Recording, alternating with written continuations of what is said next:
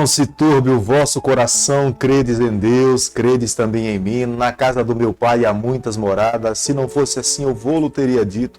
Pois vou preparar-vos lugar, e quando eu for e vos preparar-vos lugar, voltarei e vos receberei para mim mesmo, para que onde eu estiver, estejais vós também. Muito bom dia, com a bênção, com a graça de Deus. Nessa manhã nós começamos mais um dia, colocamos a nossa vida nas mãos do Senhor e esperamos que Ele guie a nossa trajetória nesse dia de 24 horas. E um dia, quando Ele retornar aqui a essa terra, nós possamos estar de pé, pronto para nos encontrarmos com o nosso Salvador e vivermos com Ele para todo sempre. Todos os dias nesse canal nós estudamos um capítulo da Palavra do Senhor. E nessa manhã eu convido você a ter nas mãos a Palavra de Deus no livro de Lucas, capítulo 6, o versículo 1. Aconteceu que num sábado, passando Jesus pelas searas, os seus discípulos colhiam e comiam espigas, debulhando-as com as mãos. Jesus Cristo veio aqui a essa terra para nos revelar o Pai.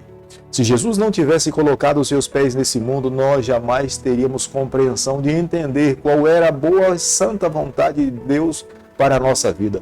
Mas através de Jesus Cristo nós aprendemos como é que nós devemos viver para que nós possamos ser aceitos diante do Pai. A grande controvérsia entre Jesus e os fariseus era como é que o sábado deveria ser guardado.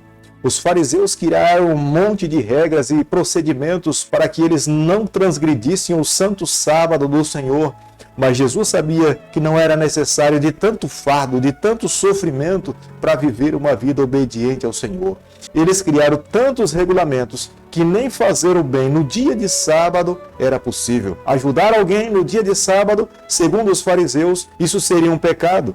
Mas para Jesus Cristo, ajudar alguém, cuidar de uma pessoa necessitada no dia de sábado, era sim viver uma vida em obediência a Deus e aos mandamentos do Senhor. No versículo 3 do capítulo que nós estamos estudando nessa manhã, Jesus se vale do argumento de Davi quando entrou dentro do templo e comeu os pães da preposição. Davi não era sacerdote. Davi, por direito, ele não poderia, mas por necessidade, se valendo dos pães sagrados, ele não foi condenado por isso. Nem Jesus nem os fariseus observavam o ato de Davi como sendo um ato pecaminoso.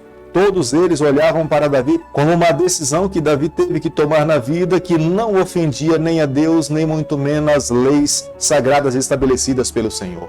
Jesus mesmo acrescentou para aqueles fariseus que Jesus Cristo era o Senhor do sábado.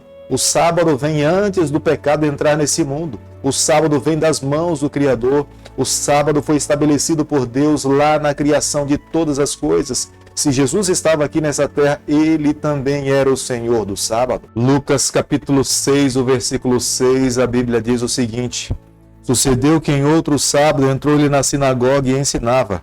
Ora, achava-se ali um homem cuja mão direita estava ressequida. Era o hábito de Jesus ao dia de sábado estar na casa do Senhor, render louvores a Deus, estudar a palavra do Senhor. Não é que nos outros dias não houvesse necessidade de manter comunhão com o Senhor. Isso nós vemos claramente, que regularmente Jesus subia ao monte, ou buscava um lugar a sós, ele orava, ele estudava a palavra de Deus, ele refletia naquilo que deveria de fato ser praticado, mas como o mandamento falava que o sábado era um dia estabelecido por Deus, sagrado, antes que o pecado entrasse nesse mundo, Jesus Cristo regularmente no dia de sábado, ele estava dentro da casa do Senhor, louvando, engrandecendo o nome do Senhor. E numa dessas ocasiões estava ali um homem com uma mão ressequida. Jesus, conhecendo o coração dos fariseus, ele pergunta a essa classe de pessoas se no dia de sábado era lícito fazer o bem ou o mal às pessoas. E Jesus coloca o homem da mão ressequida no meio de todos eles, para que ninguém tivesse dúvida do que de fato ele estaria fazendo, trazendo a cura para aquele homem, aliviando os seus fardos de tantos anos de sofrimento. E Jesus cura o homem da mão ressequida. As ações de Jesus enfureciam os fariseus. Eles não podiam publicamente matar a Jesus ou crucificá-lo, mas nos seus corações eles já tinham matado a Jesus, já tinham crucificado o Senhor. Como nós podemos observar no versículo 12 do capítulo que nós estamos estudando nessa manhã, diante das adversidades, das lutas e das perseguições dos fariseus e dos escribas e outras classes de pessoas, Jesus se refugiava no Senhor, Jesus buscava momentos para ter comunhão com o Pai. Jesus orava, Jesus se valia da palavra do Senhor. Quando o diabo lhe atentava, com muita clareza, Jesus recitava a palavra de Deus. Ele era um conhecedor da Bíblia, ele sabia dos escritos sagrados deixados por Moisés. Quando nós olhamos para Jesus, podemos entender claramente, Jesus é um modelo para nós, Jesus nos ensina como é que nós devemos vencer. Aqueles que seguirem o caminho de Jesus Cristo irão encontrar a salvação. Jesus, no seu coração, ele tinha um plano de estabelecer o seu reino aqui nessa terra. Se ele morresse, voltasse para o céu, e se não tivesse ninguém para que testemunhasse das suas verdades, a sua igreja estaria taxada ao fracasso. É por isso que ele convida 12 homens para estar ao seu lado.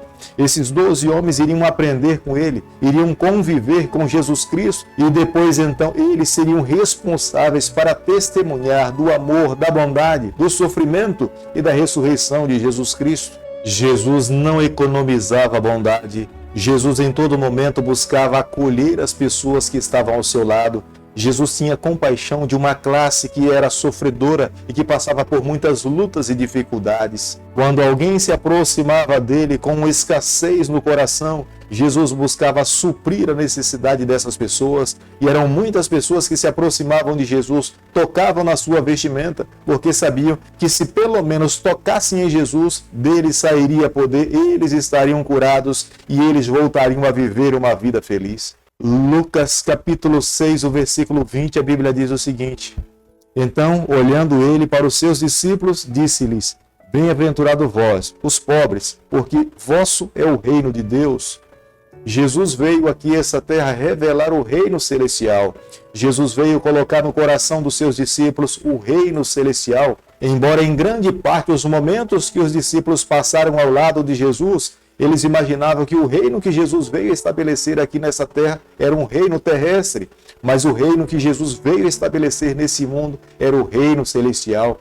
E ele esperava que os seus discípulos entendessem a magnitude do reino celestial. Jesus, quando está falando para os seus discípulos do versículo 20 ao versículo 26, Jesus está ensinando como é que os seus discípulos deveriam viver nessa terra.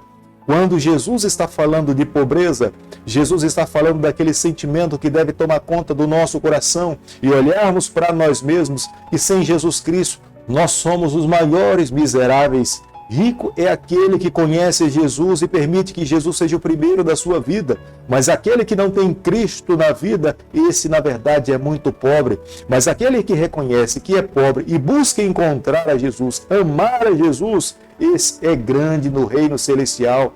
E Jesus esperava que os seus discípulos entendessem essa mensagem, vivessem essa mensagem e ensinassem as pessoas a respeito do reino celestial que Jesus Cristo veio estabelecer nessa terra. Ele continua ainda falando das bem-aventuranças aos seus discípulos, dizendo: bem-aventurado aqueles que têm fome, fome da palavra de Deus, para entender as verdades do reino celestial, aprender de Jesus Cristo. Jesus era a fonte de Deus nessa terra para iluminar, para nos alimentar. Ele mesmo falou que ele era o pão da vida. Aquele que sentisse fome das palavras do Senhor jamais passaria necessidade.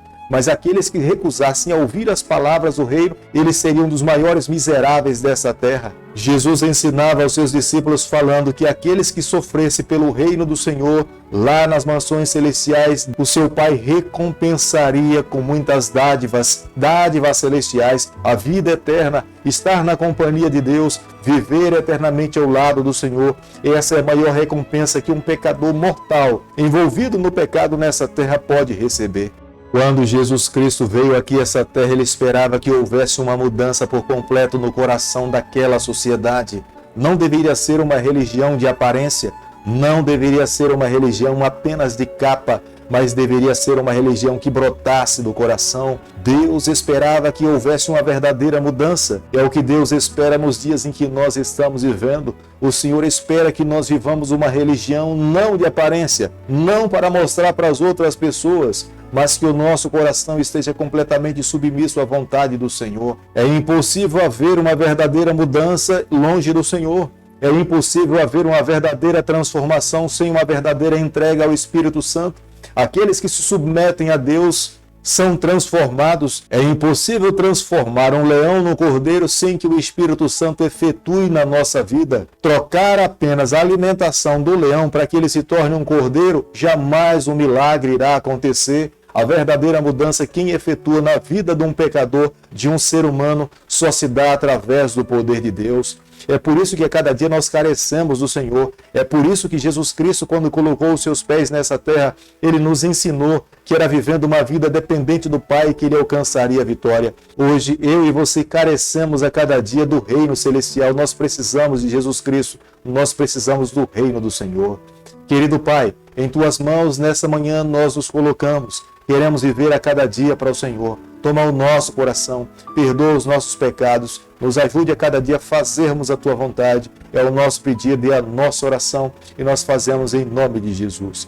Que o Senhor te abençoe e te guarde, que Ele faça resplandecer o seu rosto sobre você, que Ele tenha misericórdia de você, e sobre você nessa manhã Ele levante seu rosto e conceda a sua paz em nome de Jesus. Amém.